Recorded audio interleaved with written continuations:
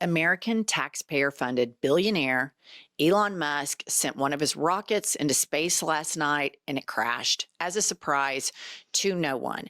But the dangers of this is that the debris goes everywhere and then the FAA has to ground and cancel flights.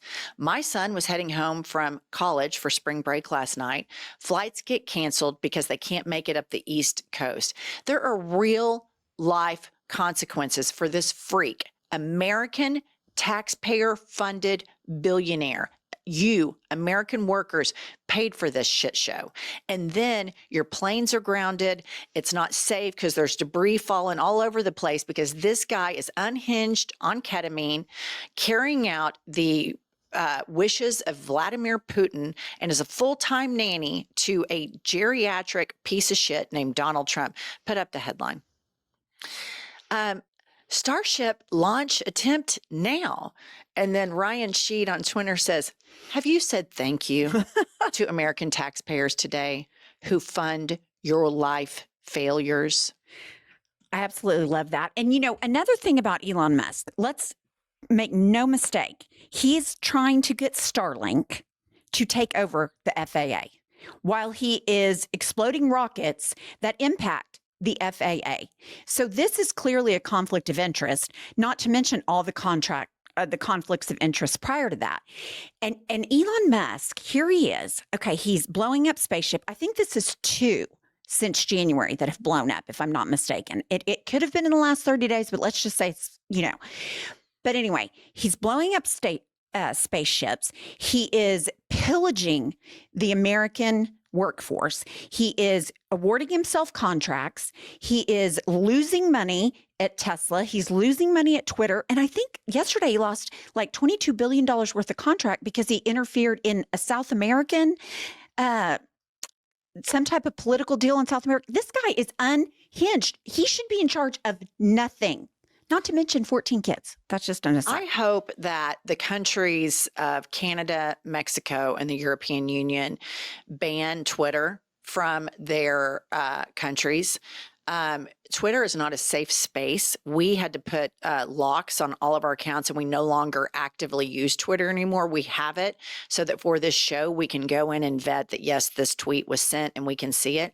But Twitter is a shit show. And this is what he's doing to the American federal government. He's turning it into a dystopian, white trash, white nationalist, racist shit show because he is a government-funded drug addict freak show billionaire. We made this guy, and this is a huge, huge problem. Okay, speaking of billionaires and their allergy to accountability, I want to talk about Rick Scott. Rick Scott, before he was in politics, he oversaw the country's largest Medicare fraud in the entire nation. He was the CEO of Columbia Healthcare, and they committed large-scale Medicare fraud.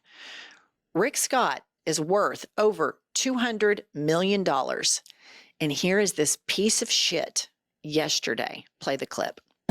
People they're thinking of the way that Ron is saying that you can't cut, and that's all great. Then you're not worried about any program you care about because Medicare's going bankrupt, Social Security's going bankrupt. Inflation can't go away, interest rates can't come down. So my belief is it's all gonna. We're gonna have to do this. It's good. Are we going to do it this year? Or are we going to do it next year? And if we don't do it. Think about how broken the healthcare system is, that this man worked for a hospital and they know how to overbill and order tests and game the system so that they can collect taxpayer funded money so that that guy can be worth $200 million and all the shareholders can fly private and never have to worry about the debris from Elon Musk's freak show rocket experiments hitting their private planes. Think about that. Then on the other end, think about United Healthcare CEO denying claims for people that have cancer and they need a treatment. This is the most broken, disgusting, late-stage capitalism that I have ever seen. And this man who fought so hard for the company that he was the executive of to order unnecessary tests to game the Medicare system, has the audacity to sit there on that stage and say he's going to have to cut Social Security, Medicare, and Medicaid. And I'll bet you $1 trillion he claims to be a big Jesus guy. Oh, I don't think there's any question about that. His hypocrisy is overwhelming. This proves right here, no shame. He is incapable of shame. But one thing that I have had it with right now in politics is you have all these Republican Congress people, talking heads saying, well, we have to cut these funding. I mean, we've got to cut the budget. We've got to cut the budget. Do you know why they want to cut the budget? So they can continue to give tax credits to billionaires and corporations so they do not have to pay taxes to fund these programs. And they sit there and act like that's not happening when Trump's budget right now, $4 trillion added to the federal deficit so billionaires and corporations don't have to pay taxes. And it's also this really diabolical approach that autocrats and oligarchs have, where it's like, we're going to make everybody poor. And then when we gift them something like the ability to maybe go get a pap smear or something, they'll have gratitude. Allah, think about J.D. Vance. Did you say thank you? President Zelensky, they think everybody owes them. This is a diabolical sense of entitlement that we've seen throughout the course of human history. And it is right here in the White House. And it is completely evil, all done in the name. All of these guys, big Jesus guys. And I want to remind everybody, I'm no religious person, but Jesus opposed the accumulation of wealth, and he always stood with the marginalized, the poor, and the sick. And so all of these people, all of these evangelicals, all these faith leaders that are MAGA are breathtaking, abject, depraved hypocrites. Okay, next up, stock market. Up, down, tariffs, no tariffs, because we have a schizophrenic president. All right. So here is Trump playing with his magic markers in the Oval Office behind the Resolute desk, when he's asked about the stock market crashing on his watch. These exemptions that have been announced and some of these temporary delays, have you been influenced in those decisions because of the market reaction? Well, there are no delays at all. No, nothing to do with the market. I'm not even looking at the market. He's not even looking at it, guys. He's not even looking at it. So everybody that has, their life savings in the stock market, and maybe you're a couple years away from retirement. My mom is 82 years old. And when the stock market started crashing, she sent me a text. Jennifer, I am just sick. I am just so worried that Donald Trump and Musk are doing everything Putin wants to do, and Putin wants to destroy the United States of America.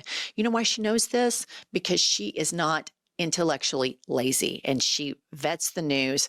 And MAGA Republicans and their ability to sit and watch the laziest, dumbed down news that is just teed up hate, and they just like to feast on it, is a cancer in this country.